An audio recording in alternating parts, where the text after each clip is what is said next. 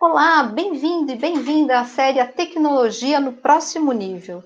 Nós estamos conversando nesta série sobre diversas transformações digitais que já estão acontecendo e outras que ainda veremos no futuro, em diversas áreas, como o varejo, né, que é o nosso tema hoje aqui nesse evento. Eu sou a Kátia Militello, jornalista, e a série A Tecnologia no Próximo Nível é uma iniciativa da Embratel em parceria com o Estúdio Folha. Bom, a gente está vivendo uma revolução digital em diversas áreas e no varejo não tem sido diferente. Com a pandemia e o isolamento social, o e-commerce deu saltos de crescimento no mundo todo. No Brasil, o comércio eletrônico cresceu 68%, segundo os dados da Associação Brasileira de Comércio Eletrônico.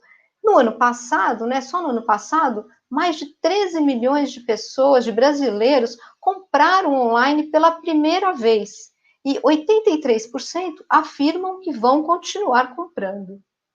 A concorrência aumentou, novas startups estão entrando no mercado e a integração entre as operações online e offline tem sido mais do que necessária para atender um consumidor que está cada vez mais exigente. Mas a boa notícia é que tem tecnologia para ajudar. E com tecnologia é possível conectar o varejo, criar boas experiências de compra, tanto no online quanto no offline, e ainda garantir segurança, engajamento e atendimento personalizado em diversos canais. E é para falar sobre isso que a gente está aqui hoje, para falar sobre essa jornada digital do varejo. Então, deixa eu apresentar nossos convidados. Estão aqui o Devanil Rueda, que é gerente de tecnologia e inovação da Embratel. Super bem-vindo, Devanil. Kátia, muito prazer. Gostaria de agradecer a oportunidade de estar falando um pouquinho sobre duas matérias tão legais, que é a tecnologia e varejo. Nós convidamos também a Ana Helena Sasbaroni, que é head de restaurantes do Rappi Brasil. Oi, Ana, bem-vinda. Tudo bem? Tudo bom, Kátia? Tudo bom, Devanil? Tudo bem, Ana? Obrigada pelo convite. Vamos ver se a gente consegue acrescentar aqui na discussão. Legal. E está aqui com a gente o professor Maurício Morgado, que é coordenador do Centro de Excelência em Varejo da FGV-EASP. Super bem-vindo, Maurício.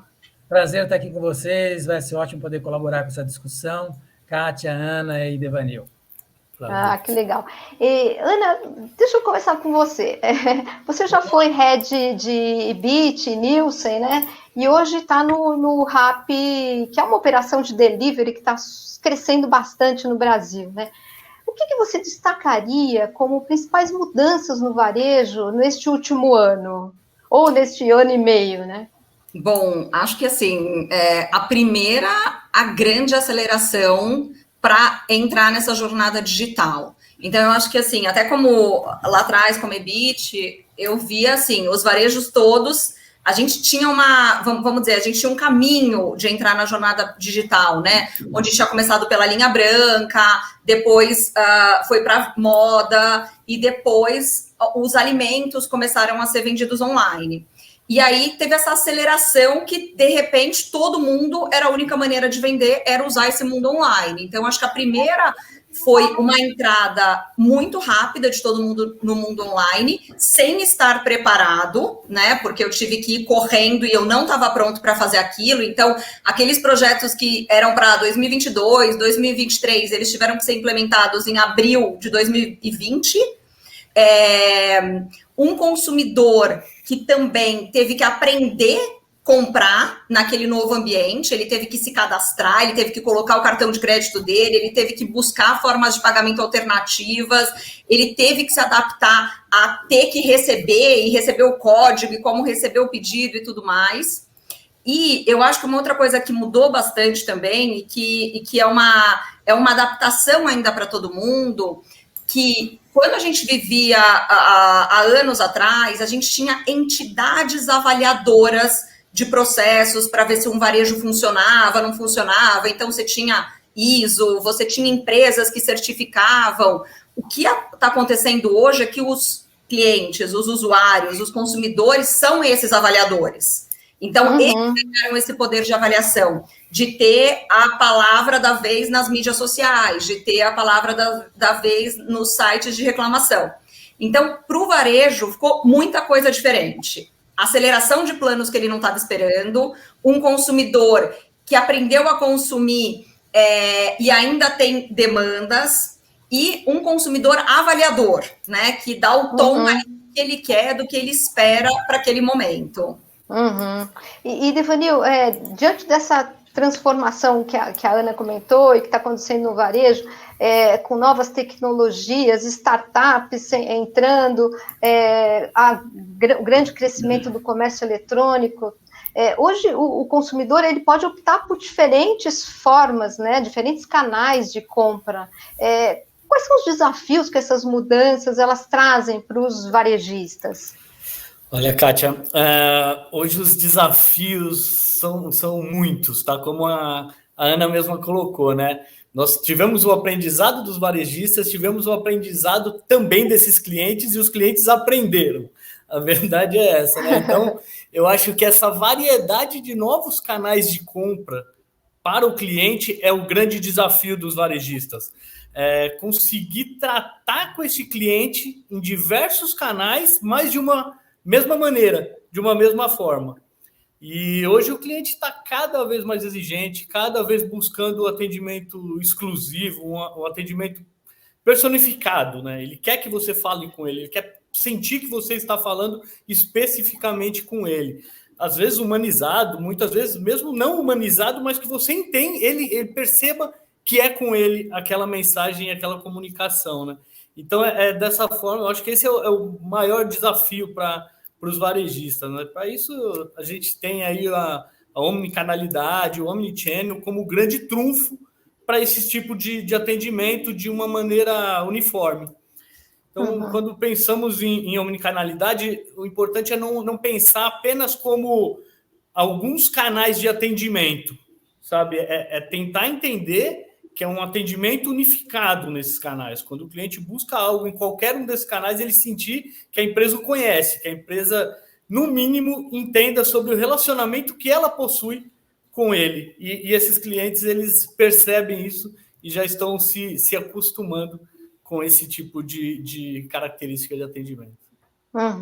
E Maurício, como a gente já viu, o varejo vem mudando e está mudando de uma forma bastante acelerada, né? E o e-commerce, principalmente. E no primeiro semestre desse ano, o e-commerce já cresceu 31%, segundo o último relatório do Web Shopper, né? Que não era tão esperado, né? Você acredita que há espaço ainda para mais crescimento do comércio eletrônico? Não, definitivamente, eu acredito que em todas as linhas de mercadorias e praticamente em todos os tipos de varejo, a gente tem uma possibilidade muito grande de crescimento. Para vocês terem uma ideia, eu tenho um dado dos Estados Unidos, que foi apresentado agora em junho, 84% dos consumidores lá utilizaram esse esquema de compra online e retira na loja, né? E a gente está fazendo isso aqui com bastante força também, né? Alguns setores, talvez eu imagino que tenham um pouco mais de desafios com relação às compras online. A Ana comentou que a gente começou a comprar eletrônicos online lá atrás, né? Acho que o pessoal de supermercados tem um desafio ainda em transformar aquela compra em algo um pouco mais agradável. É complicado ainda fazer compras no online. A gente consegue fazer compras pequenas, né? Compras longas de supermercado ficam complicadas, mas existe um potencial muito grande em todos os setores. Eu acho que basta a gente buscar integrações e interações, particularmente com os consumidores, de forma personalizada, que a gente vai conseguir vender o que for. Está aí o live commerce atualizando, ou ajudando a gente a vender através do comércio online. Então, tem muitas tecnologias surgindo, né? O WhatsApp apareceu como meio, tudo meio na correria aí de 2020, 2021, né? Colocaram os projetos no ar a toque de caixa. Eram coisas que as pessoas comentavam como possibilidades, mas tiveram que colocar rapidamente, em 2 meses. Para vocês terem uma ideia, nos Estados Unidos, em 2 meses, o Walmart começou a entregar em 2 horas. Então, é um absurdo, né? Quando a gente fala de 5 mil lojas, fazer entregas em 2 horas, num país tão grande como os Estados Unidos, é algo assim assustador. Mas realmente tem potencial para a gente continuar em todos os setores. Maurício falou de live commerce, né? Explica um pouco o que é. Na China é uma coisa que está crescendo demais, né? Que você fazer uma live apresentando os produtos, é isso? E a pessoa pode comprar ali naquele ambiente. Basicamente é um programa de TV no telefone, né, em que você pode fazer as compras interagindo com os apresentadores. Tem diversos formatos, com apresentadores mais famosos e menos famosos, mas a grande característica é que você vai interagindo com o aplicativo. Eles, por exemplo, o Alibaba já faz uma ligação, né, do que está sendo veiculado na telinha, digamos, com o aplicativo do Alibaba, para que a compra já seja feita imediatamente. E aí você pode responder perguntas, né? Pode interagir com o consumidor, resolvendo dúvidas. A Amazon também tem umas experiências legais, chama Amazon Explorer, e você pode, Explore, na realidade, e você pode fazer pacotes turísticos virtuais, ter aulas virtuais, tudo isso nesse esquema de interação um a um, utilizando a internet e seus recursos. A gente já fez até algumas experiências aqui no RAP de live commerce, de restaurante, de loja de chocolate, de eletrônicos, e assim, é impressionante a adesão, né, do brasileiro, seja por curiosidade, seja por necessidade, mas eu acho que é uma tendência que tem tudo para dar certo, né? Porque as pessoas, a gente gosta de participar como brasileiro, né? A gente gosta de fazer parte, de estar dentro, de participar. E o live commerce, ele te permite participar da preparação daquilo, te inclui dentro do momento ali, o que te engaja, e geralmente sempre vem junto com um atrativo para você também experimentar uma coisa nova. Então, um cupom de desconto, um frete grátis, e tem sido bem recebido, sim, aqui no Brasil também. E responder a dúvida específica, né, Ana? A pessoa, que botão que eu viro aqui para fazer tal coisa? Então, o live commerce permite isso com facilidade.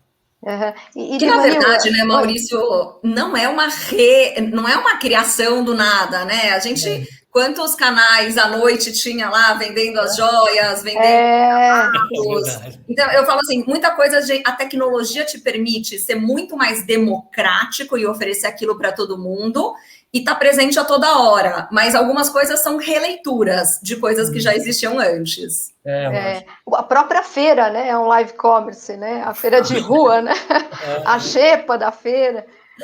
Mas, Devanil, com toda essa mudança, com o comércio eletrônico crescendo, e na verdade o comércio eletrônico ele virou um aliado, né, um promotor de vendas das grandes redes de varejo. Antigamente ele era considerado um competidor, né? Como é que a tecnologia pode ajudar o varejista a melhorar essa jornada dos clientes, tanto no mundo online quanto no offline? Quando a gente fala em jornada, né, eu acho que a primeira questão, aqui no Brasil principalmente, é conseguir retirar as fricções existentes para o cliente realizar essa compra, sabe? Então, é entender exatamente qual caminho que esse cliente está percorrendo, qual caminho ele precisa percorrer, desde ser impactado por um anúncio, por exemplo, até a ação dele ir a uma loja ou fazer a compra online. Então, buscar minimizar o número de cliques para essa finalização da compra, buscar minimizar o número de questões e de perguntas para a finalização da compra.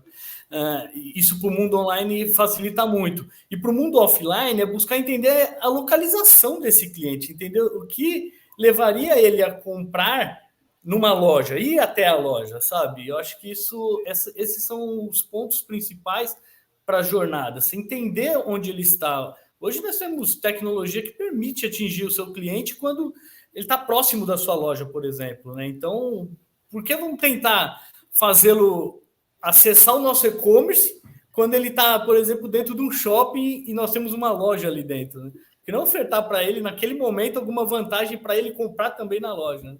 Mas principalmente fazer isso de forma assertiva, né? Não adianta pedir para o cliente ir à sua loja para comprar fralda, por exemplo, se ele não tem nem filho, né? Vai apenas afastar de você. Então, preciso cuidar dos dados também para a gente conseguir fazer essa jornada mais facilitada pela tecnologia, mas também uma jornada inteligente para o seu cliente. Uhum.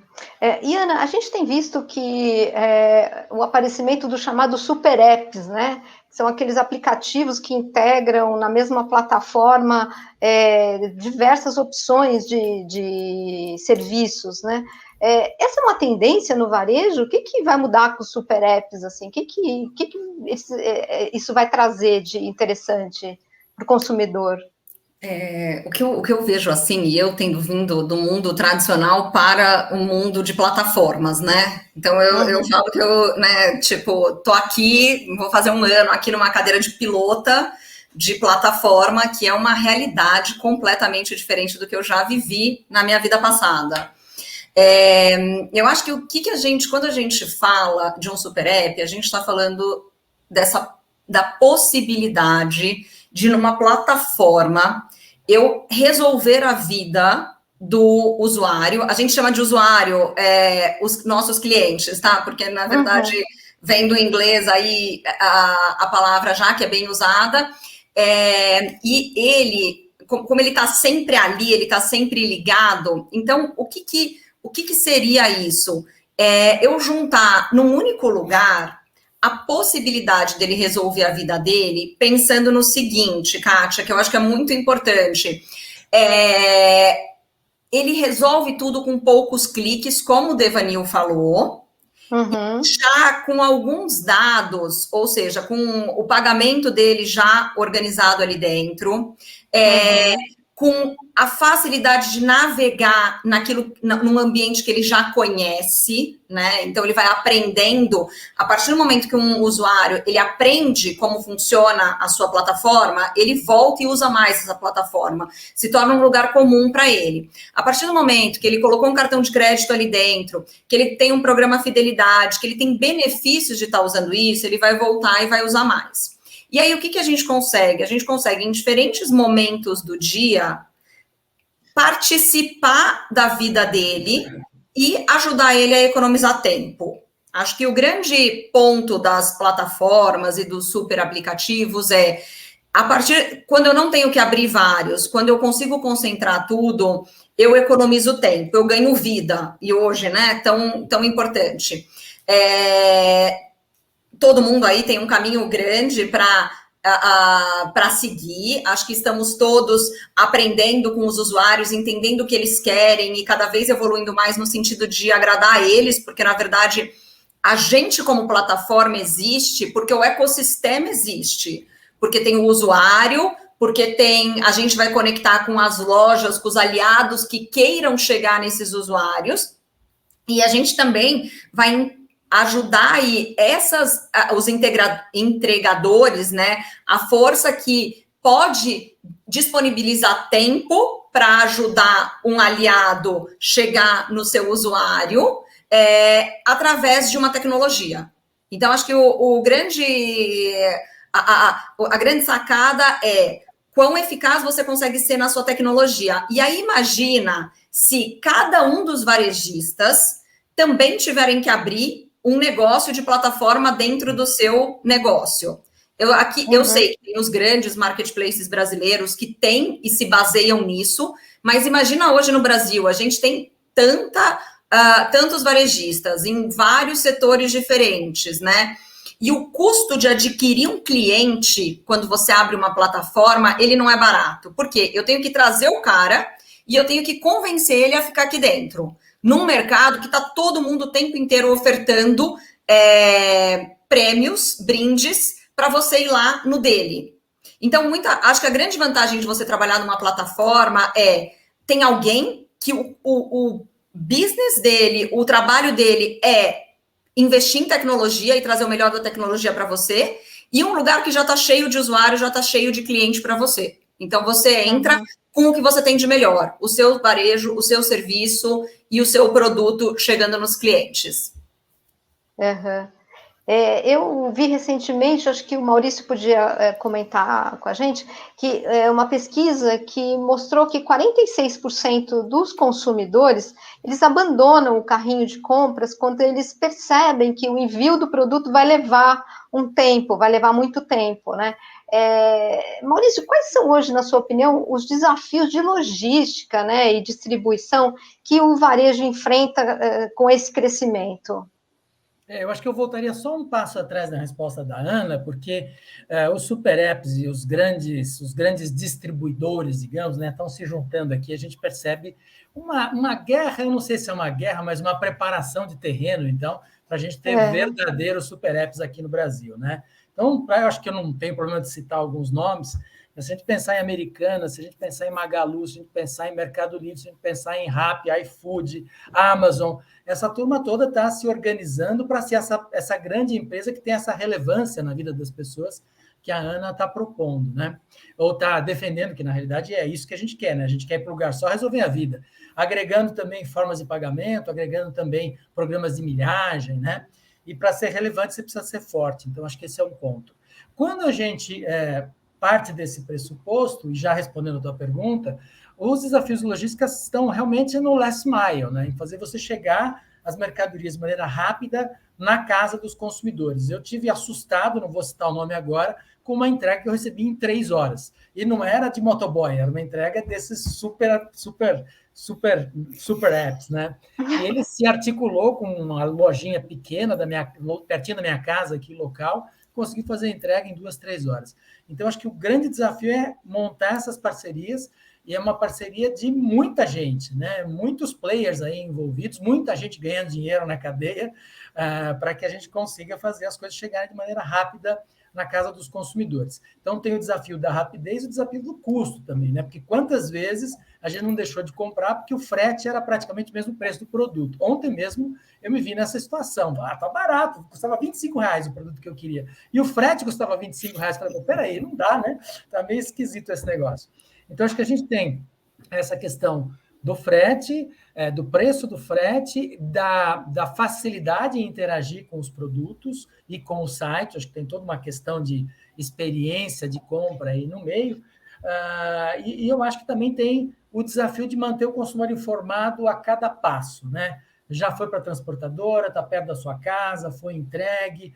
Essa conversa com o consumidor é automatizada, a gente sabe, mas quando bem feita, dá uma tranquilidade muito grande para quem está comprando. Uhum. Devanil, a Ana e o Maurício falaram da facilidade, né? O consumidor, ele quer facilidade, ele quer comprar de um jeito muito intuitivo, né? Como é que as lojas podem conhecer, podem antecipar as necessidades desse consumidor, né? Desse usuário, como a Ana diz, com que tipo de tecnologia ele pode contar para que ele possa conhecer esse cliente e oferecer uma experiência personalizada ou uma experiência melhor? Kátia, essa eu acho que é a grande pergunta e a grande questão de todos os varejistas hoje, né? Com esse advindo da tecnologia, surgiram inclusive diversos termos, né? Tem o phygital, né? Que é quando o varejo online se cruza com o físico e o cliente entende esses processos e sabe que você faz um atendimento de venda e pós-venda totalmente desse jeito. Tem o Omni Shopper, que é o consumidor que ele está adaptado à omnicanalidade. Você tem o Web Rooming, que é o consumidor que realiza pesquisa online, mas ele só compra no físico. Você tem o showrooming, que é o cliente que vê o produto na loja física, mas ele só compra online. Então, você vai ter que entender esse consumidor, que muitas vezes não é só um consumidor, né? Ele tem vários tipos de consumidores.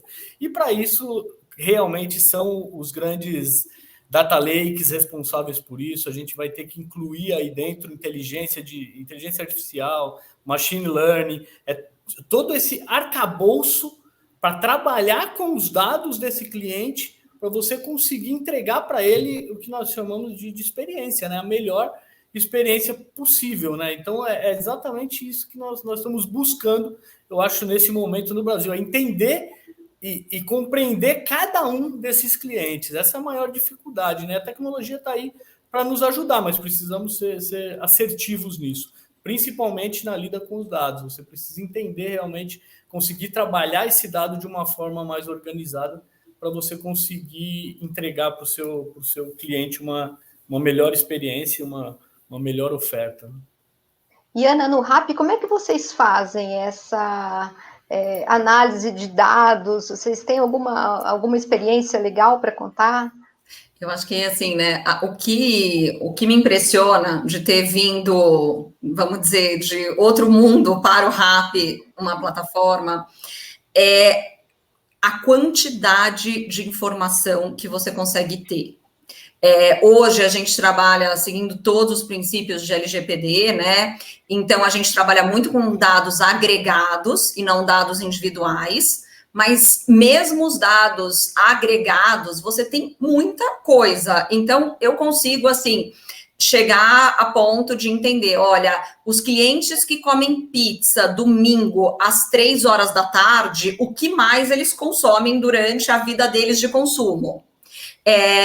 Quem compra cerveja no supermercado antes do jogo, será que ele estaria disposto a comprar essa cerveja um pouco mais cara, mas receber um pouco mais rápido?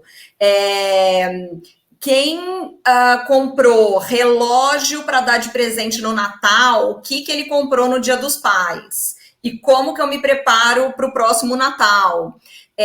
A quantidade de dados é tão grande que se você não for falar, gente, calma, ainda não estamos preparados para trabalhar com tudo isso. A gente vai ter que fazer escolhas. E subir um pouco, você vai ficar perdido ali embaixo. Também uma quantidade de dados que aqui o pessoal fala, né, os data points, que assim, casos que no varejo antigamente seriam tratados como desapercebidos. Nossa, teve uma pessoa que teve um problema assim no checkout e tudo bem, foi uma infelicidade. Aqui vira um caso importante. Será que isso é uma coisa que pode se repetir e vai prejudicar, ou será que isso é uma coisa que a gente tem que ignorar? Então, a quantidade de dados hoje, ela permite, sim, muito trabalho e muita troca com esse usuário. A gente está sempre entendendo o que ele quer, está sempre se antecipando a uma necessidade dele. Você consegue fazer os famosos testes AB, né? Que eu pego um pedaço, faço um teste, ao mesmo tempo não faço com outro pedaço e comparo como foi esse desempenho, muito mais rápido do que os varejos, vamos dizer, que ainda estão mais no mundo físico. E a sabedoria qual que é a informação que me vale mais e como eu tomo uma ação com isso, porque eu ter também esse monte de informação, se eu não conseguir tomar ação, não serve para nada. Então, como eu consigo criar planos e mobilizar pessoas, processos em benefício disso, que eu acho que é o nosso trabalho diário, assim, né? Estamos vendo aqui no Brasil uma curiosidade, aqui na parte de restaurantes. Delivery de restaurantes ainda está relacionado à noite, né? Pedir à noite, jantar. E agora a gente vê já começando o café da manhã, almoço, a volta das pessoas para o trabalho, elas estão também começando a pedir o almoço, porque elas acabaram pedindo em casa, as empresas acabaram dando benefícios para elas fazerem isso, então ela está também combinando sair para sentar num restaurante com comer dentro do escritório, e aí como que a gente aproveita esse momento, como que a gente aborda as pessoas, mas também não em excesso, não demais, porque eu também sei que ela gosta de comer em outro horário.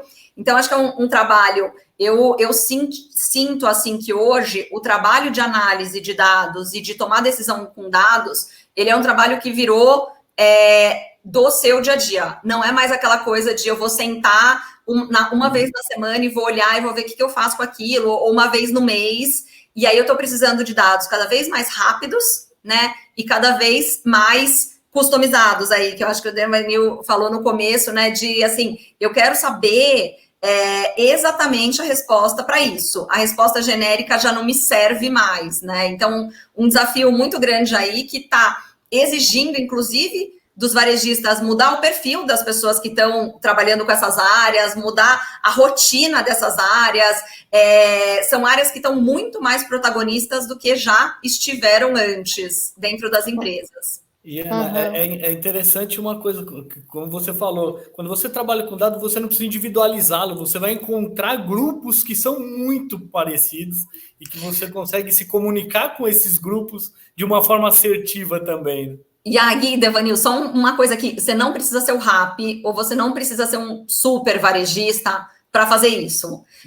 Eu costumo brincar, né? Se você tiver uma lojinha, faz uma tabela no Excel, vai acompanhando o que está acontecendo, faz pergunta para os seus usuários, usa sua conta do Instagram, conversa com as pessoas, assim, cada data point aí, cada ponto de dado pode ser uma possibilidade legal de evolução no negócio. Então, acho que assim, se você me perguntasse, aqui a gente tem, vamos dizer, muita tecnologia para trabalhar com dados, mas eu acho que todo mundo pode trabalhar mais com dados, independente do seu tamanho, independente do seu negócio.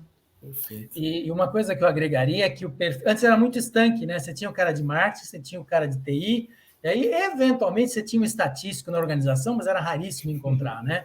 E agora, para fazer esse papel que a Ana propôs, essa pessoa precisa ter tudo isso, ou precisa estar 3 abraçadinhos trabalhando, né? Porque tem que fazer clusterização, que nem o Devanil falou, tem que entender de estatística, entender de marketing, tem que entender de comportamento do consumidor. Então, a gente tem realmente, talvez até uma escassez de pessoas, né? Com essa capacitação, com esse mindset no mercado como um todo. Diria assim, se eu fosse dar uma dica, seja curioso. Só de ser curioso, você já está descobrindo coisas aí. Verdade. E conhecer de gente, né? Gente é o que precisa realmente. Lá atrás a gente falava que tinha que guardar a frequência, a recência, o valor e a categoria. Vocês lembram disso? Quando só tinha o Excel mesmo para fazer, sem inteligência artificial? É a mesma coisa em escala gigantesca agora, né? Gigantesca. E Maurício, você que tem acompanhado o varejo mais ali detalhadamente, você está vendo os varejistas fazerem isso, usarem dados de uma forma, como a Ana falou, tão específica e tão interessante?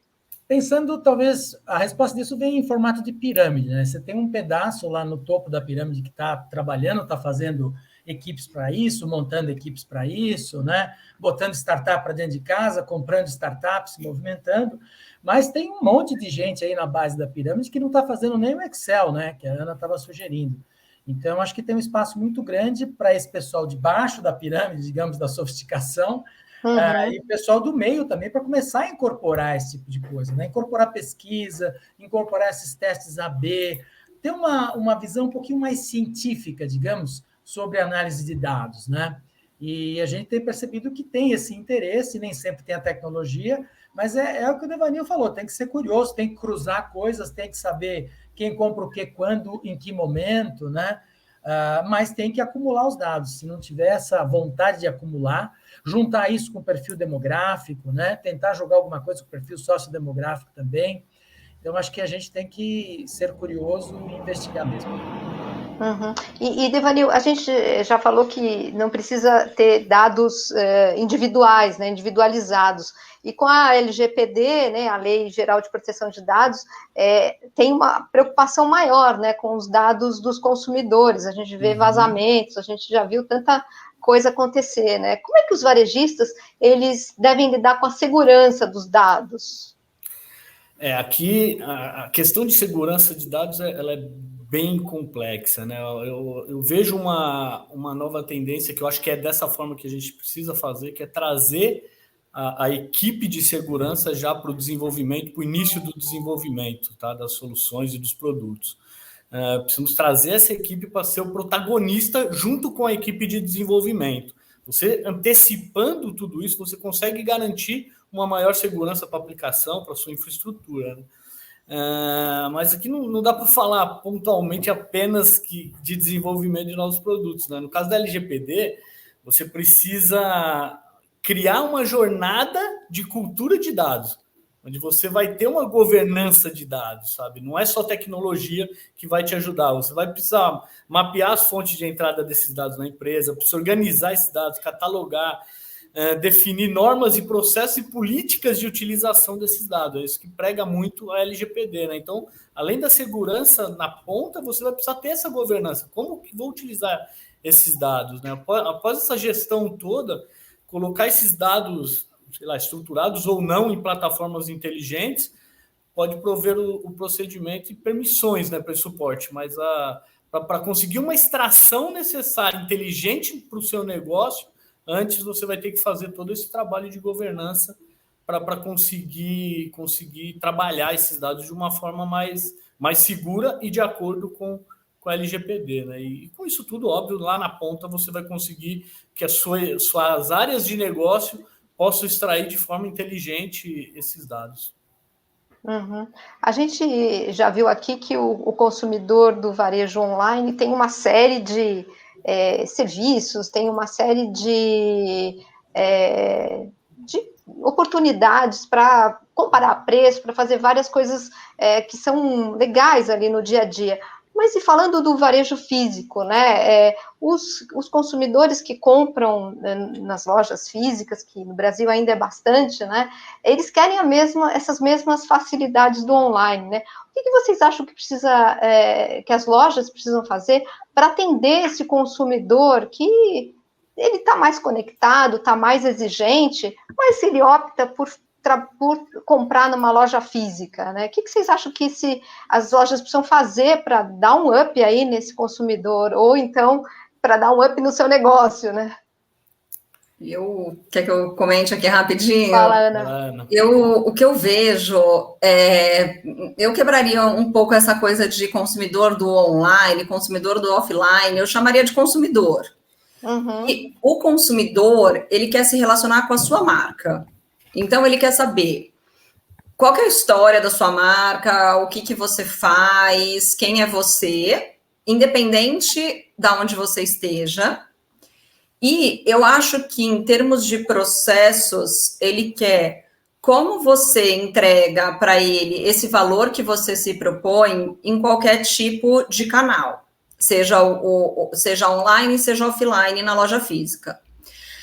O que a gente vê das lojas físicas, e eu acho que o desafio do momento é como que eu crio processos que vão além dessa divisão.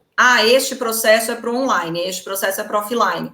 Eu acho que o desafio é o seguinte, eu fiz uma promoção, essa promoção, o usuário quer que esteja valendo, independente de onde ele está. Uhum. A gente sabe que algumas promoções são direcionadas para online, porque aí eu não tenho que pagar o custo, e aí eu consigo mandar direto e tudo mais. Mas o desafio está em como eu faço isso e integro no processo para ambos os lados, né? Que não é fácil, não vou dizer que é fácil. Acho que quem está fazendo tem história muito legal para contar. Então, varejo de roupa, ele coloca lá um desconto no site. A pessoa está na dúvida, vai na loja experimentar. Ela chega na loja, ela pode levar roupa, mas ela não pode ter o desconto do site. Às vezes você perde essa venda. E ela vai na loja do lado e vai vender na loja do lado. Então, o que eu tenho que quebrar desse processo? O que eu tenho que melhorar para dar na loja física aquele desconto do site? E daí eu vou conseguir, no meu todo, compensar essa diferença de preço, que talvez custe mais caro a da loja, porque tem o ponto da loja e tudo mais. Então, eu acho que assim, se você partir do usuário, do consumidor, você consegue simplificar e tirar aí os atritos, né? Também do mundo offline. O que eu vejo hoje é, às vezes, um pensamento endurecido. Se eu faço desse jeito, eu não vou fazer diferente. Então, acho que assim, se cutucar, né? Tipo, o que eu posso fazer diferente? E, às vezes, algumas funções que estão assim, este é o gerente do offline, ele só pensa no físico, este é o do online. Não, eu vou ter que criar uma posição que olhe os dois ao mesmo tempo, né? Para eu não ter essa briga e disputa do que vai ser num, o que vai ser no outro. Uhum. Devani, você que é o nosso homem de tecnologia aqui, como é que faz para integrar o online e o offline com tecnologia e com eficiência e segurança? Falar de segurança por esses dias é delicado até, né? Vamos lá, vamos falar um pouquinho de eficiência e segurança. Esses dois temas eles andam juntos, né? Mas eu vou querer tentar fazer um paralelo aqui, lá na frente a gente junta eles novamente, tá? Eu acho que as companhias hoje, a gente tem muito sistema legado, tá? E precisamos que essa comunicação seja feita de maneira limpa, de maneira possível. Por isso que a gente fala de eficiência e segurança. Como fazer essa comunicação com o nosso sistema legado, né? Esse é o grande desafio das grandes companhias, né? E a parte de eficiência, como eu disse, eu vou tentar traçar um paralelo separado e depois lá na frente a gente se encontra. Tá? A parte de eficiência, eu acho que nós conseguimos resolver com grande parte do problema criando padrões, sabe? Realizando testes em momento de desenvolvimento, como eu falei antes, né? Você indo buscar essa eficiência não só no final, né? Tentando buscar essa eficiência já no desenvolvimento, né? Trazendo a equipe operacional e de sustentação para junto do desenvolvimento, com metodologias ágeis, enfim, temos aí a metodologia DevOps, que nós conseguimos mitigar a maior parte dos problemas que poderiam ser causados em produção, e ajudando assim, né, a eficácia, a eficiência operacional, e dessa forma, você trazendo a equipe operacional para junto do desenvolvimento, você já consegue mitigar muitos desses erros. E da mesma forma, a gente precisa fazer isso com a equipe de segurança. Como eu disse, para ter algo seguro, você precisa vir desde o início, né? Então, o que nós falamos anteriormente aqui sobre DevOps, a gente passa a chamar de DevSecOps, sabe? Ou seja, vamos dar importância devida também para a segurança das aplicações e das infraestruturas, desde o alicerce da solução, né? Desde o início. Até hoje, as equipes de segurança e de operações, elas entravam no desenvolvimento no final do processo, né? Com essas metodologias DevOps, DevSecOps, elas fazem parte da iniciativa desde o primeiro momento, fazendo o protagonismo que eles merecem e precisam ter, e fazendo com que as equipes de desenvolvimento tragam as ferramentas necessárias para essa segurança, para essa operacionalidade contínua, tanto de aplicação quanto de infraestrutura, né? Então, acho que, óbvio que é uma forma resumida de colocar isso para eficiência e para segurança, mas eu acho que trazendo essas duas áreas para junto do desenvolvimento, a gente consegue um melhor resultado ali na frente. Uhum. Ah, legal. E o que vocês acham que o varejo precisa fazer para fidelizar esse novo consumidor, né? Acho que Maurício, Ana, que vocês estão ali em contato mais com os varejistas, como fidelizar esse então, consumidor? Me responde só, pegando um pouco da carona do que a Ana tinha falado, né? As pessoas compram de marcas, elas não compram de canais, né? Elas não compram do online da marca tal, da loja física da marca tal. Então, essa ideia de comprar de uma marca é fundamental para a gente fazer com que tudo aconteça. Essa fidelização vai vir, obviamente, da experiência de compra que o cliente tem, independente do canal. Pensando um pouco mais na sua pergunta anterior, falando da loja física, a loja física tem que continuar sendo agradável, tem que ser gostosa, o atendimento tem que ser rápido. Eu vi lojas que têm uma experiência grande no online, bacana, uma super presença no online, e você fica horas na fila para passar no caixa. Então, assim, é tudo uma coisa só, né? O consumidor está se relacionando e comprando naquela marca.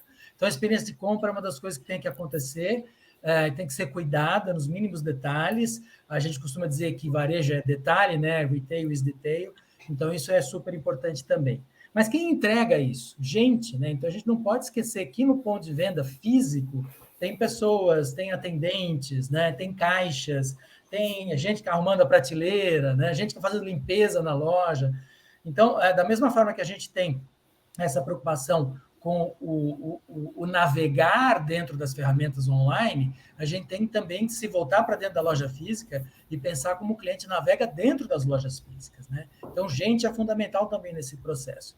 Então, acho que a fidelização viria, a princípio, dessa preocupação com a jornada, independente de onde ela se inicia, se ela inicia no online ou no físico, com a experiência e com as pessoas que entregam a experiência, né? Porque, no final, é uma brincadeira que a gente faz no varejo, né? Um beliscão no funcionário vira um pontapé no cliente. Então, essa preocupação com a equipe é fundamental também hoje em dia. E no RAP, Ana, vocês percebem essa fidelização? Assim, as pessoas voltam a utilizar o serviço, mesmo com a concorrência grande que tem hoje? Eu acho que, se eu fosse responder sua pergunta, hoje, o momento que a gente vive, o que as pessoas querem para serem fiéis? O básico bem feito. Eu pedi macarrão com molho bolonhesa, vai chegar macarrão com molho bolonhesa. Eu pedi no supermercado 5 detergentes e não 6, vão chegar 5 da marca sugerida, da marca escolhida e não 6. Sem surpresas, ou seja, sem atrasos, sem precinho a mais, sem valorzinho a mais, né? Então, acho que é esse básico bem feito. O que a gente trabalha muito intenso com os nossos aliados, os nossos parceiros, porque ainda tem em alguns, vou dizer assim, tem muita gente que já entendeu o básico bem feito, mas tem muita gente que ainda está esperando a receita mágica, né? O que fideliza, tem alguma coisa mágica que eu não entendi. Mas a gente ainda força muito no básico bem feito. O tempo que você leva para cozinhar, e depois o tempo para eu encaixar o entregador, e o tempo para chegar na casa do cliente, para dar essa transparência para ele. Então, eu diria o básico bem feito. A gente vê, sim, um aumento de frequência, e eu diria que o que mais aumenta a frequência, o que mais aumenta a pessoa ser fiel ela comprou, ela recebeu. A compra, a quantidade de produtos, a marca dos produtos, se ela teve dúvida, ela foi bem atendida, e aí não, né, acho que a gente fez uma mudança muito grande aqui no Brasil para sair de robotização e ir para as pessoas. Somos um país de pessoas e que a entrega chegou naquele prazo estimado. Uma coisa que a gente fala bastante aqui dentro, inclusive para a América Latina toda, né? O brasileiro, ele não se incomoda se uma coisa vai atrasar, ele não se incomoda se vai demorar para chegar, ele se incomoda quando a gente não é transparente, ele se incomoda de eu contar para ele, em 5 minutinhos está aí e chega em 30. Então, eu acho que, assim, cada vez, isso são os pilares da fidelização que a gente vê hoje, do aumento de frequência que a gente vê hoje. Kátia, me permita até só um complemento aqui sobre o básico bem feito, Ana, que é exatamente isso. Você vê, às vezes o varejista ele atende mal o cliente dele no físico, e ele quer ir para o digital, ele tenta ir para o digital, e ele não sabe o que acontece, por que ele não dá certo no digital, mas na verdade ele não está dando certo como varejista, como atender o cliente dele. Então ele precisa primeiro treinar suas equipes, como o professor Maurício falou, né? Ele tem que ter uma equipe bem treinada para atender as pessoas e depois passar para o mundo online, porque no mundo online você vai também atender bem essas pessoas e entender também que o mundo online não é só tecnologia, o mundo online você tem o atendimento, você precisa atrair essas pessoas para atendê-las bem, para no final de tudo realizar a venda, né? Então até assim, servir, né? É a cultura de servir que a gente tem que cultivar o tempo todo, não importa se é no físico, no digital, aonde for. Até assim, se eu fosse complementar aqui, ia falar, né? Não se enganem com soluções mágicas. Não, se você fizer esse tipo de cupom, ele fideliza. Você adquire aquele cliente, você faz uma super promoção, você adquire. Se ele vai ficar, ele vai para o próximo cupom que derem para ele. Então, eu acho que a mágica não está em campanhas só de aquisição. Tá no trabalho duro, no dia a dia, em olhar como você tá, encarar os seus defeitos, correr atrás do que tem que ser feito, do que de soluções mágicas que possam parecer aí muito legais, mas que aqui a gente não acredita. A gente acredita em trabalho duro. É isso aí. É o que a gente chama aqui de atrair e atender. O que vem em consequência é a venda, né? E, Devanil, a gente ouve falar muito em omnicanalidade, né? Explica para a gente qual que é a importância disso, assim, de você atender o consumidor em vários canais e fazer tudo integrado. Conta para a gente por que isso é importante hoje no varejo. Isso foi até que eu coloquei, eu antecipei um pouquinho essa pergunta sua. A gente entende muito a omnicanalidade como atender o cliente em diversos canais, né? Então, você atende ele por telefone, atende por e-mail, atende por WhatsApp. Só que ele não quer mais isso, né? O cliente hoje ele está querendo que você saiba o que ele quer. Então, muitas vezes, você tem diversos canais, você tem uma omnicanalidade, você atende ele em diversos canais, só que você atende ele em cada canal de uma maneira. Ou seja, ele está com um problema com você, ele te procura por telefone, por exemplo, você não consegue solucionar, ele te chama no WhatsApp, você pergunta para ele tudo de novo.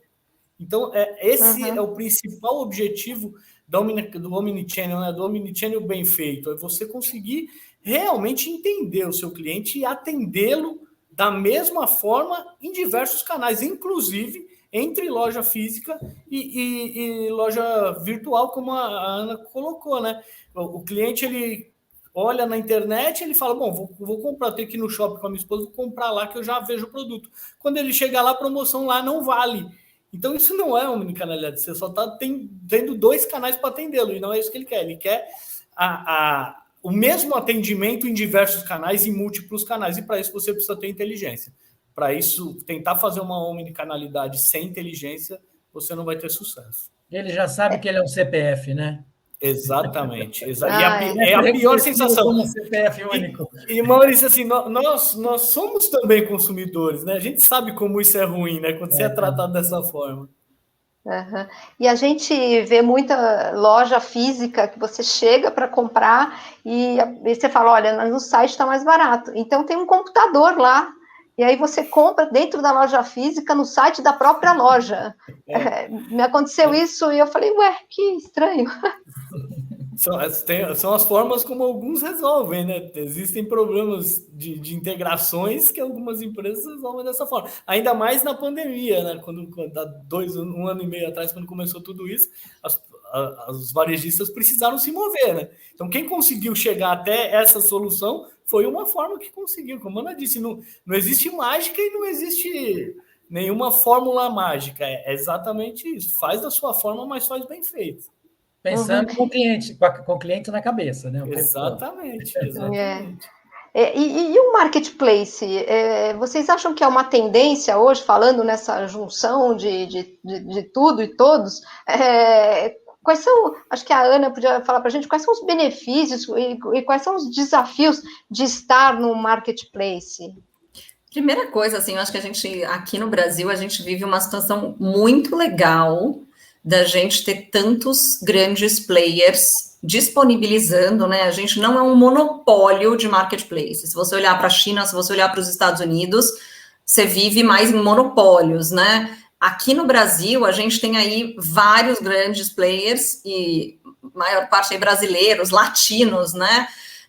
Que cresceram, chegaram nesse tamanho, né? Então, eu acho que é uma primeira coisa, assim, eu sou fã e acho que é um caminho legal. Eu acho que um marketplace, assim como uma plataforma, um super aplicativo, as grandes vantagens vão ser alguém que está desenvolvendo tecnologia para você, alguém que está aí o tempo inteiro atrás desse desenvolvimento de tecnologia, um grande lugar para você adquirir clientes, e se você souber usar essa aquisição de clientes, depois você continuar seguindo aí a sua jornada, né, com esses usuários, esses clientes que você está adquirindo. Um parceiro de logística, porque a gente sabe, logística é o desafio que é no Brasil. Muitas vezes eu falo, mas eu poderia fazer tudo que eu faço, talvez, de uma outra forma e tudo mais, mas assim, a gente não é um país para principiante, né? A gente é um país que tem lei e tem taxa e tem coisa mudando e é dinâmico, né? Você não tem assim, olha, é assim que agora funciona. Saiu do estado tal, foi para o outro estado, quanto que aplica, como que é o online, como que é o offline, é uma loucura. E na parte que a gente chama de customer service, que é esse atendimento ao cliente, porque na hora que eu vou para o mundo também online, eu tenho que ter uma disponibilização de conversar com os meus usuários. Eu entrego porta a porta, às vezes, gente que estava acostumado a ficar parado ali, a pessoa ir até a loja dela. Para essa pessoa reclamar, ou ela voltava na loja, ou ela entrava em contato com o telefone. Hoje em dia, eu ponho a boca no trombone e reclamo em mídia social, eu entro em contato com o chat da empresa, ao mesmo tempo eu abro uma reclamação no Reclame Aqui, e vai indo, né? Então, a estrutura desses marketplaces também para ajudar em todos esses pontos de contato e meios de pagamento. Porque, assim, como eu consigo dar facilidades para pagar, obviamente tem um contraponto aí de ter um custo, né, que eu vou ter que bancar isso, mas eu dou uma facilidade para pagar e algumas eu já estou pegando um usuário que está com o cartão cadastrado lá dentro. Então, eu acho que, assim, é um caminho que ajudou na democratização do e-commerce no nosso país, ajudou na democratização, assim, de ter mais acesso às pessoas e cada vez penetração em todas as classes sociais, ajudou a muitos negócios pequenos se desenvolverem, e aí aqui nem falando de rápido, quando eu estava no Ebit, que legal ver negócios, assim, uma empresa de ração de Porto Alegre virar o maior vendedor de ração orgânica do Brasil, porque teve acesso a um marketplace e conseguiu chegar a tantos usuários no Brasil inteiro. Então, assim, o desenvolvimento de marcas que talvez nunca tivessem essa chance de chegar e conquistar o país inteiro, que um marketplace deu para eles. Obviamente, tudo isso vem com custo. Então, eu vou estar pagando aí por estes benefícios, o que é vantajoso no Brasil, que você tem mais de um para escolher e mais de um para estar presente, e como você quer se estruturar entre todos esses e os benefícios que eles oferecem na sua proposta de valor. Uhum. Quer comentar, Maurício, sobre os marketplaces? Não, eu concordo totalmente com o que a Ana falou. Eu pensei agora vestir um pouco o chapéu do varejista, né, que tem que tomar cuidado com os custos. Ele, se fosse adquirir todos esses clientes, ia sofrer muito, ia demorar muito tempo, né? Ia ter que investir um monte de dinheiro, mas eu acho que ele tem que sempre fazer conta, né? E também pegar esses clientes que ele adquiriu, bem ou mal, e continuar cuidando para que eles virem clientes daquela marca, né? Que ele comece a se relacionar com aqueles clientes também que ele foi fazer a entrega. Porque eu acho que, a partir desse momento, ele consegue realmente fidelizar e vender a proposta de marca, a proposta de valor, contar a história dele para aqueles varejistas, né? Para aqueles clientes, perdão. Então, acho que realmente o que a Ana falou faz todo sentido, a gente é bem mais democrático que os outros países, é uma alternativa fantástica para os pequenos, mas eu acho que esses clientes têm que ser muito bem cuidados, né? Porque eles custaram caro para ser adquiridos através de marketplaces. Eu acho que, assim, o que você falou, essa pontinha, né? Eu sempre tenho que continuar pensando o que eu quero, como pequeno varejista, como marca. E aí, a outra dica que eu falo há tempos é o não cair em tentação, porque a gente muitas vezes a gente não faz o exercício do que eu quero e fico caindo em tentação o tempo inteiro, né? Então, acho que um desafio é por aqui o caminho, eu vou me informar, eu vou seguir por aqui, mas eu não vou fazer tudo que aparece pela frente e não vou participar de todas os oba-obas temporários. E aí vou respeitar a minha marca, a minha proposta de valor, a história que eu quero contar, né? Se de repente eu estou falando de orgânico, eu não vou vender preço, né? Eu tenho que vender qualidade de vida, eu tenho que vender saudabilidade. Então, a gente tem que ser muito cuidadoso mesmo com a manutenção da história de marketing, né? Com o posicionamento, a palavra é posicionamento. Uhum. E em relação à tecnologia, também é isso, Devanil. Quanto mais proximidade do consumidor, melhor. Com toda certeza. E foi como a Ana falou, o marketplace ele veio para ajudar muito os pequenos e os médios, porque num país continental como o nosso, as questões fiscais são muito complicadas, as questões logísticas são muito complicadas. E esse marketplace veio para ajudar esses pequenos e médios a conseguir uma escala que ele não conseguiria. Por mais que ele tentasse sozinho, dificilmente ele conseguiria. E a tecnologia vem para ajudar isso, né? O marketplace hoje é uma grande realidade no Brasil, como a Ana falou. Existem alguns, e estão surgindo outros, tem alguns de fora que estão entrando, né? Então, o Alibaba mesmo é um deles, né? Tá vindo, estão fretando aviões da China direto para trabalhar aqui com o Brasil. Então, é sim um grande mercado esse, de um futuro ainda. Uhum. E para terminar, gente, porque eu estou vendo aqui que o nosso tempo já está esgotando, foi muito rápido, né?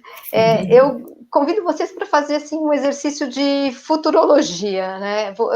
Hoje a gente já fala em entrega por drone, na Califórnia as entregas estão sendo feitas por carro autônomo, aplicativos de realidade aumentada já permitem que você coloque um móvel na sala para ver como é que ele fica no espaço antes de comprar. O que vocês acham que vai acontecer no futuro em relação ao varejo, né? Como é que a gente vai comprar? Quem quer começar, Maurício? Posso começar. Você já tirou um pedação da minha resposta, né? A sua introdução. Mas eu acho que realmente o que a gente está fazendo aqui agora, né, nessa reunião, tem muito a ver, talvez, com o futuro das compras, como tem a ver com o futuro do trabalho, né? Eu não sei se vocês se lembram do holodeck que tinha lá no Star Trek.